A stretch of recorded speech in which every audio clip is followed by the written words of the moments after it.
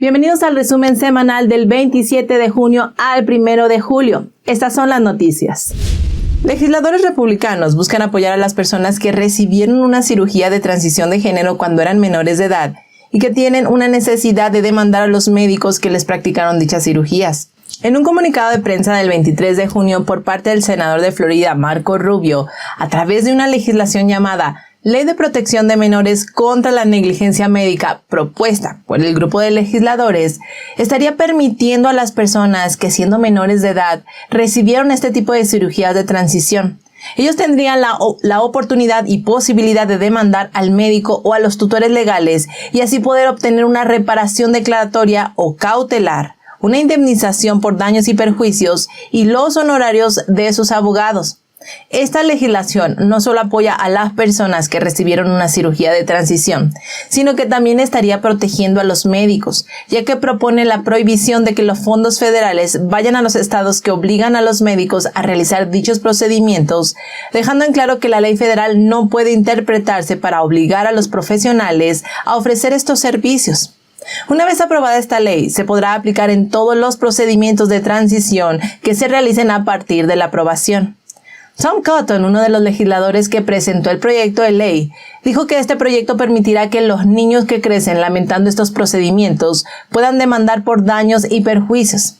Agregó que cualquier médico que realice estos procedimientos irresponsables en niños debe pagar. Por su parte, el representante Jim Banks de Indiana, quien lidera la legislación complementaria de la Cámara de Representantes, criticó a la administración Biden por publicar directrices que recomienden una cirugía irreversible y que altera la vida de los ciudadanos estadounidenses menores de edad, que son demasiado jóvenes incluso para solicitar un permiso de conducir. Afortunadamente, varios estados están tomando medidas contra los procedimientos de transición de género en los niños. Por ejemplo, Florida está tomando medidas para restringir la cobertura de Medicaid del estado para cirugías o sustancias transgénero para jóvenes. O como en Alabama, donde la gobernadora Kay Ivey promulgó una ley que prohíbe los llamados medicamentos u hormonas que bloquean la pubertad en los menores. La ley también prohíbe a los profesores hablar de temas de orientación e identidad sexual en la escuela. Estaremos muy atentos para ver cómo avanza este proyecto de ley. Definitivamente un paso en una muy buena dirección. Luego de que la Corte Suprema decidiera anular Roe vs. Wade el pasado viernes y esto trajera el descontento de muchos demócratas, ellos retoman la idea de que la Corte debería ampliarse con el fin de legitimar a la Corte, ya que, según algunos de los demócratas, tal es el caso de la senadora Elizabeth Warren, que en una entrevista para ABC News afirma que con la decisión de la Corte sobre Roe vs. Wade terminó por quemar lo último de legitimidad que tenía. Sin embargo, la Casa Blanca recientemente confirmó que Biden no apoya la oferta de sus compañeros de ampliar la Corte Suprema. Karine Jean-Pierre, la secretaria de prensa de la Casa Blanca, confirmó la posición de Biden durante una plática con los periodistas en el Air Force One. Ella dijo lo siguiente: "Me lo ha preguntado antes y creo que al propio presidente sobre la ampliación de la Corte es algo con lo que el presidente no está de acuerdo. Eso no es algo que él quiera hacer". Por su parte, el senador Ed Markey, también demócrata, asegura que la Corte Suprema parece estar dispuesta a destruir el derecho al aborto y esa es la razón por la que la Corte debe ampliarse. Y es que si recordamos, desde el 2020 ha habido demócratas que han prometido ampliar la Corte para poder agregar a más jueces de izquierda debido a la inconformidad con las decisiones de la Corte. Algo parecido a lo que el presidente demócrata Roosevelt trató de hacer en la década de 1930, cuando, inconforme y molesto con los fallos del Tribunal Supremo, trató de añadir a más jueces, asegurando que no era un ataque a la Corte, sino que buscaba restaurar la Corte a su legítimo e histórico lugar en el sistema de gobierno constitucional. Sin embargo, dicho proyecto, que habría añadido 6 escaños, fue rechazado por el Comité Judicial del Senado. Ante esto, el comité escribió en un informe que el proyecto de ley era una invasión del Poder Judicial como nunca antes se había intentado en el país. Después de la decisión de la Corte Suprema sobre Roe vs. Wade, Biden dijo en una declaración pública que cree que el Congreso debería aprobar leyes para permitir los abortos. Enfatizó que la gente debería votar por candidatos que apoyen tales medidas durante las elecciones intermedias del 2022. Agregó que la única manera de asegurar que el derecho al aborto exista como lo fue anteriormente sería si el Congreso restablece las protecciones de Roe vs. Wade como ley federal. Parece que la carta del aborto está tirada sobre la mesa y los demócratas la están utilizando para estas elecciones intermedias, ¿cierto? Después de la anulación de Roe vs. Wade, algunos estados han comenzado a tomar cartas en el asunto y las medidas pro vida comienzan a abrirse camino. Por ejemplo, en Dakota del Sur, la gobernadora Kristi Noem presentó un proyecto de ley para prohibir las citas con proveedores de servicios de aborto que recetan pastillas a través de correo e internet. En una entrevista para CBS, Noem habló sobre esto y dijo lo siguiente: "Son procedimientos médicos muy peligrosos. No creemos que deban estar disponibles porque es una situación peligrosa para un individuo sin estar supervisado clínicamente por un médico". Noem asegura que es importante que el país reconozca que cada vida es preciosa y que la decisión de la Corte sobre Roe pasa la autoridad a los estados donde los funcionarios electos tomarán esas decisiones y ahora Dakota del Sur las tomará. Y bueno, después de que Roe vs. Wade fuera anulado, Dakota del Sur promulgó una ley de activación que prohíbe la mayoría de los abortos, convirtiendo el procedimiento en un delito.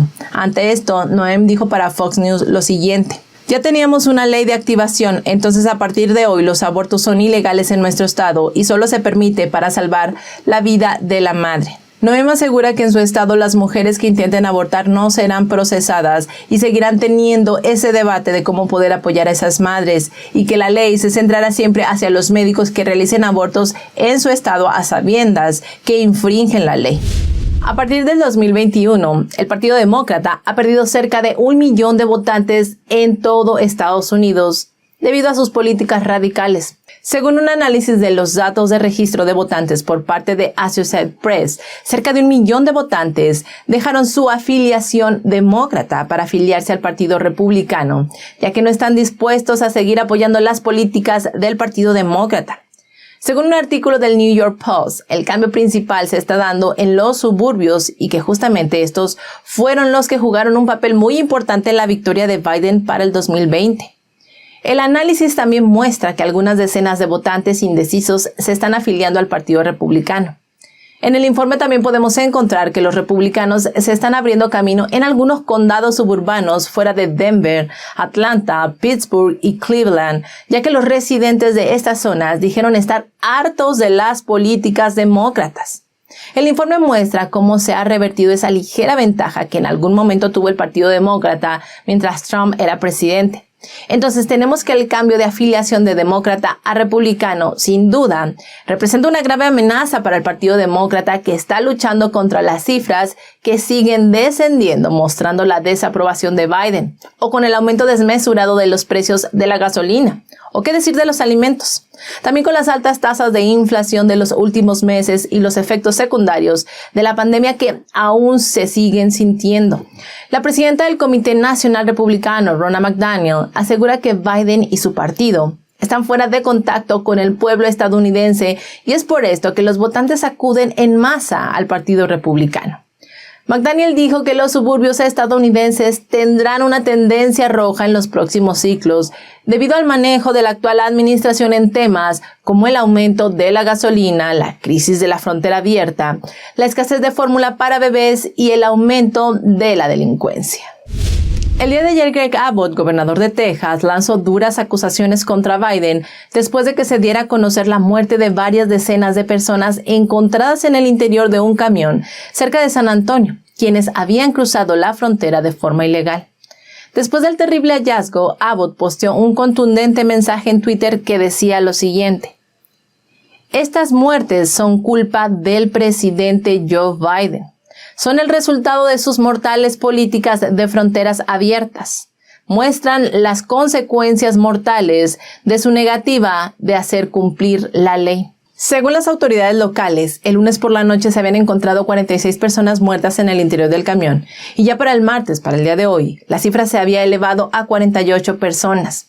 El alcalde de San Antonio, Ron Niedinger, dijo que esperaban que los responsables de someter a estas personas a condiciones tan inhumanas sean procesados con todo el peso de la ley. Charles Hood, el jefe de bomberos de San Antonio, dijo que lo más probable es que las personas murieran debido a un golpe de calor, ya que estaban prácticamente encerradas en el interior del camión con un clima de 100 grados Fahrenheit. Los informes muestran que las víctimas eran mayormente adolescentes y adultos jóvenes. Según datos proporcionados a principios de este año por la Oficina de Aduanas y Protección Fronteriza de los Estados Unidos, más de 2 millones de personas han cruzado ilegalmente la frontera sur de los Estados Unidos. Según la agencia, dijo que para el año fiscal 2021, las detenciones en la frontera habían alcanzado un máximo histórico. Y es que no es nuevo que Biden sea acusado por la tremenda crisis que se vive actualmente en la frontera sur de los Estados Unidos. Los republicanos responsabilizan a la administración Biden de estos cruces, ya que no ha hecho cumplir las leyes federales de inmigración y además ha hecho retroceder sistemáticamente las políticas fronterizas clave de la era Trump. Hago una breve pausa para invitarte a darle me gusta a la emisión de hoy y también invitarte a suscribirte a nuestro canal, claro, en caso de que te guste nuestro contenido. Esas dos pequeñas acciones son de gran ayuda para nuestro proyecto porque le envían el mensaje al algoritmo de YouTube para que nos lleve a mucho más personas y así podamos seguir divulgando la verdad. Así que por tu apoyo de antemano, muchísimas gracias. Tras la reunión de la G7 en el lujoso castillo de El Mao en los Alpes bávaros alemanes, el presidente francés Emmanuel Macron fue filmado por los medios fuera de la cumbre en una conversación privada con Joe Biden, donde Macron le entregó malas noticias de Medio Oriente a Biden. Aunque el asesor de Seguridad Nacional de los Estados Unidos, Jake Sullivan, que estaba presente, trató de evitar que los dos continuaran la conversación, esto por temor a la exposición de los medios, las imágenes de los medios capturaron claramente la conversación. Se escuchó a Macron decirle a Biden al margen de la cumbre de la G7 lo siguiente y lo leo textualmente. Se escuchó a Macron decirle a Biden al margen de la cumbre de la G7 lo siguiente. Tuve una llamada con NBC, que es el nombre abreviado que se utiliza para el líder de los Emiratos Árabes Unidos. Y bueno, él dijo también lo siguiente. Me dijo dos cosas. Estoy al máximo, a la máxima capacidad. Esto dijo. Y bueno, Macron también dijo que los saudíes podrían aumentar a 150,000 barriles por día o tal vez un poco más. Sin embargo, aseguró que no tienen grandes capacidades de lograrlo antes de 6 meses. Más tarde, el ministro de Energía de los Emiratos Árabes Unidos confirmó la declaración de Macron diciendo, y lo cito, a la luz de los recientes informes de los medios, me gustaría aclarar que los Emiratos Árabes Unidos están produciendo cerca de nuestra capacidad máxima de producción en función de su referencia de producción actual de la OPEP+. Bueno, a esto le siguió una alza en el precio del crudo de referencia en el mercado internacional. En la actualidad, los precios de la gasolina se están disparando en países como Estados Unidos, el Reino Unido y Alemania. Bajo la crisis, el mundo ha centrado su atención en la OPEP, la Organización de Países Exportadores de Petróleo. Arabia Saudita y los Emiratos Árabes Unidos son considerados los dos únicos países de la OPEP que pueden aumentar su capacidad de producción de petróleo. La mayoría de los otros miembros en realidad no pueden aumentar más la producción y algunos países incluso están disminuyendo la producción, incluido Libia. Libia ha sido afectada por la geopolítica y otras razones. El país ha reducido su producción de petróleo crudo a la mitad desde mediados de abril e incluso dijo que probablemente pronto detendría las exportaciones de petróleo desde la región del Golfo de Sirte. A principios de este mes, los medios de comunicación dieron a conocer algunas noticias sobre Biden visitando Arabia Saudita e Israel y otros países del Medio Oriente el próximo mes. Sin embargo, los extranjeros creen que una parte importante de la gran agenda del viaje de Biden es hacer un llamado a los países de Medio Oriente para aumentar la producción. Al respecto, el New York Post dijo que al revelar Macron esta noticia, muestra que el viaje de Biden a Medio Oriente para el próximo mes no será capaz de lograr este objetivo. En el audio publicado por primera vez por el Daily Mail el 27 de junio, se puede escuchar que Biden le dice a Hunter lo siguiente. Hola amigos, soy papá. Son las 8:15 de la noche del miércoles. Si tienes oportunidad, llámame. No es nada urgente, solo quería hablar contigo. El artículo publicado en internet, que saldrá mañana en el Times, me pareció bueno. Y bueno, la fecha del mensaje de voz es del 12 de diciembre del 2018.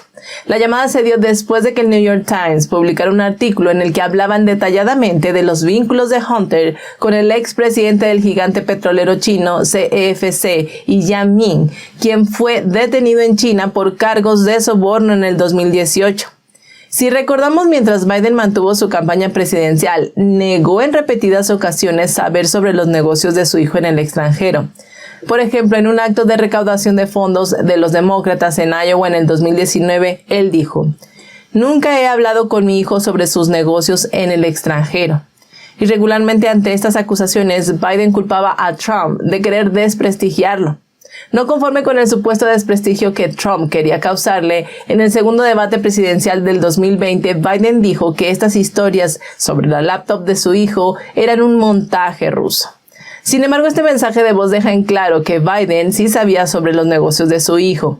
Ante esto, el legislador Jody Ice hizo un Twitter que decía lo siguiente: prueba irrefutable, y continuó diciendo: ni siquiera las grandes empresas tecnológicas pueden seguir ignorando el problema de Hunter, del presidente Biden. Es hora de una audiencia. Después del fallo histórico de la semana pasada que amplió los derechos de portación de armas de las personas, ayer la Corte Suprema anuló nuevamente múltiples decisiones de tribunales inferiores que habían aprobado las restricciones a la autoridad a favor de las armas. Estos incluyen la prohibición de los rifles de asalto en Maryland y las prohibiciones de los cargadores de alta capacidad en Nueva Jersey y California. En una presentación legal, Maryland dijo lo siguiente: un hombre armado usó un rifle de asalto en el tiroteo masivo de 2012 en la escuela primaria Sandy Hook en Newtown, Connecticut, en el que murieron 20 niños y 6 adultos. Desde entonces, Maryland ha promulgado la prohibición. Otros 5 estados también han prohibido tales armas. Y es que en los últimos años los rifles de asalto han sido un arma recurrente en los tiroteos masivos en los Estados Unidos. Estos incluyen el tiroteo del 24 de mayo que mató a 19 niños y 2 maestros en una escuela primaria en Uvalde, Texas, y el ataque del 14 de mayo que mató a 10 personas en una tienda de comestibles en Buffalo, Nueva York. Entonces, en el 2020, los demandantes de Maryland presentaron una demanda para su prohibición. En un fallo del 2017 del Tribunal de Apelaciones de los Estados Unidos para el Cuarto Circuito con sede en Richmond, Virginia, confirmó la prohibición en Maryland, pero la Corte Suprema se negó a escuchar una apelación de este fallo en ese momento. Los jueces de la Corte Suprema, entre otros, devolvieron otros fallos a tribunales inferiores para su reconsideración, tales como mantener las prohibiciones de Nueva Jersey y California sobre cargadores con más de 10 rondas en municiones.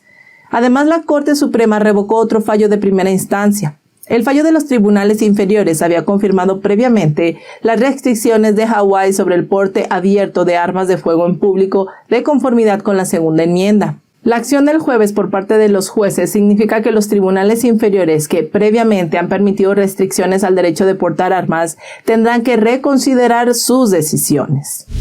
Y bueno, también el jueves la Corte Suprema emitió su última decisión en el caso West Virginia versus EPA, que fue un fallo de 6-3. Este limita la autoridad de la Agencia de Protección Ambiental, la EPA, para establecer estándares de emisión de gases de efecto invernadero para el cambio climático para plantas de energía. Esa autoridad está conferida al Congreso. El presidente del Tribunal Supremo, John Roberts, escribió la opinión de la mayoría, y esta decía lo siguiente: hay pocas razones para pensar que el Congreso asignó tales decisiones a la agencia, aunque la agencia argumentó: el Congreso le ha dado implícitamente este mandato y la EPA solo equilibra muchas consideraciones importantes de política nacional que involucran decisiones sobre cómo los estadounidenses obtienen su energía. Y el presidente del Tribunal Supremo enfatizó: pero no sería razonable que el Congreso otorgara autoridad a la EPA y dejara que adoptara dicho esquema regulatorio por su cuenta. Esta decisión es un revés importante para la administración Biden y su forma de abordar el cambio climático, en particular el objetivo de reducir a 0 las emisiones de carbono de las centrales eléctricas para el 2035 y reducir las emisiones de los Estados Unidos a la mitad para fines del 2029. Una portavoz de la Casa Blanca dijo que los abogados de la Casa Blanca estudiarán el fallo de la Corte Suprema que limita la autoridad del gobierno federal para frenar las emisiones de carbono y que la administración encontrará una manera de responder bajo la ley federal.